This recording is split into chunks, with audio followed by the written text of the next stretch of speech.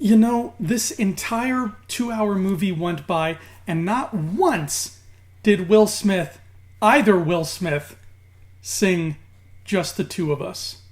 Hello? Hi, this is Opportunity Knocking. Please don't waste me. Ba-da-ba-ba-da-ba-ba.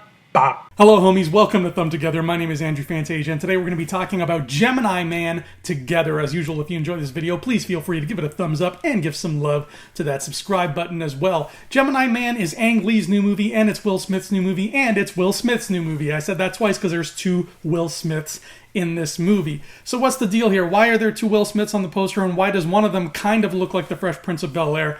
Well, that's the whole deal. See, there's clones in this.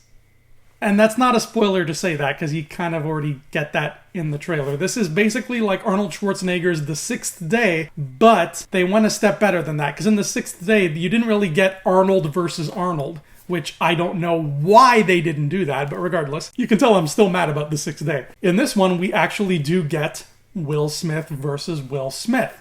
And yes, it is modern day, grizzled, 51-year-old, gray-haired, gray-templed, bearded Will Smith versus clean-cut, nice fade, Fresh Prince-looking, early 90s Will Smith. Will plays a man who is a very, very good assassin. He is an expert sniper, and the US government hires him to snipe people that they don't like. And then he's like, you know what, I'm getting old at this. I'm getting a bit tired. I'm done. I retire. I don't want to do this anymore. And the government's like, well, you were so good, we cloned you because we couldn't find anybody better than you. So even though you're not doing it anymore, technically you are still doing it anymore. Just a younger you who's kind of psychotic because we grew him up in a lab.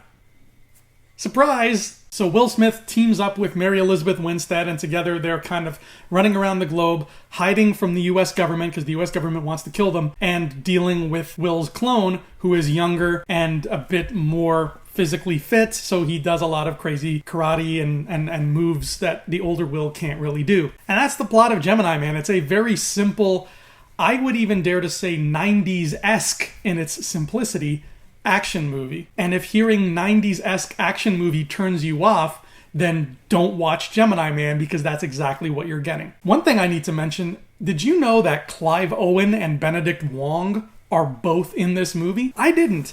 I watched two different trailers for Gemini Man, and I am like 95% sure that neither of those gentlemen were in any of those trailers. So kind of a nice surprise, but why would you not pimp out the fact that Benedict Wong and Clive Owen are in your movie? That's kind of a big deal. Benedict Wong is a big deal right now. I saw this movie in 3D because I didn't have a choice in the matter, but I noticed something kind of odd about it, and I don't know if it was just me or just the bad 3D or what was happening there, but this movie looked like, as I was watching it, it looked like it was filmed with that whole god-awful looking motion smoothing frame rate thing that you see on new TVs nowadays. And when I was looking the movie up, apparently Ang Lee filmed it with a sort of different kind of frame rate. I don't know what 4K is. I don't know this crap, guys. I just go to watch movies and see stories being thrown at me.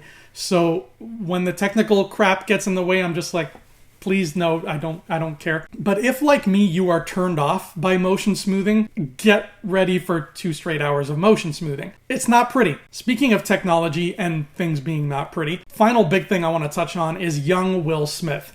Now, they made this whole big rigmarole about how they made Will Smith look like young Will Smith. And they kept saying how, oh, it's not digital de-aging, and it's not this, and it's not that. It's this revolutionary new motion capture. And I'm like, guys, please, this is not revolutionary. People have been doing this motion capture for a long time. How do you think we got Tarkin in Rogue One? That was 3 years ago. It does look fine. It is a cool-looking young Will Smith, but I fail to see the revolution anywhere in this. This is just the same motion capture we've been seeing for at least 3 years now. However, the quality kind of takes some peaks and valleys. In this scene, for example, this is a peak. You don't get a better looking young Will Smith in the movie than you do right here. He looks awesome. But then you get a scene like the final scene in the movie, and I'm not going to spoil it, but the clone is in the final scene of the movie. And in the final scene of the movie, how do I put this nicely? He looks wretched. I don't know what happened. Maybe it was like a reshoot that they needed to add and they just didn't have time. But the clone in the last scene looked like a PlayStation 2 character. He looked horrendous. His eye was like bobbing up and down. It was really hard to watch. I felt bad. Like I felt embarrassed for the movie because there were other people in the theater with me and I felt embarrassed. I was like, oh man, these people are going to make fun of you. So they definitely hit some high points with that motion capture, and then they definitely hit some low points. The high points, though, are worth it because Will Smith does a tremendous job, as he usually does. And he's acting his heart out here. And in both roles, I think he's really, really given it his all. So if you want to see just a all-around terrific Will Smith performance, you get 2 here for the price of 1. As for the action itself, it's pretty decent. The motorcycle chase that we see in all the trailers is really, really cool. And there's something very visceral and loud and big about the way all of the action is filmed here. Every character in this movie has a sort of light, aerodynamic ninja quality to them, so that when 2 people are fighting, it doesn't really feel like 2 human beings fighting. It feels like kind of 2 guys on wires fighting and flipping around and jumping higher than people would normally jump. They're almost like Jedi in this. Bottom line, every single character who fights in this movie is really, really good at spin kicks. So it's that kind of deal. You're not getting realistic, raw, brutal fighting like you would get in something like Taken or something like that. This feels more like Crouching Tiger, Hidden Dragon if the wires in Crouching Tiger, Hidden Dragon were very, very short, so you could only lift a little bit off the ground, but you lift enough off the ground for us, the audience, to notice, hey, that human being is a bit more aerodynamic than a human being should be. It's a weird combo I haven't seen before, and I can't decide whether I like it or not, but it was kind of fun initially because of just how shocking it was. But that is Gemini Man in a nutshell. It's not terrific, but it's not awful. It got off to a slow start, but by the end I was really digging what I was watching. I think, however, this is going to be one of those movies that kind of goes in one ear and out the other. I'm pretty sure by this time next month I'll have forgotten about it. It didn't really stick to me in any huge positive way, or even any huge negative way. So see it for yourself if you like. If you're not bothered by 90s action styles or motion smoothing, you'll probably have a good time with Gemini Man, and with 2 great Will Smith performances, you can't go wrong there. That's Gemini Man, that's them together. I'm Andrew Fantasia. I'll see you here next time, and until then,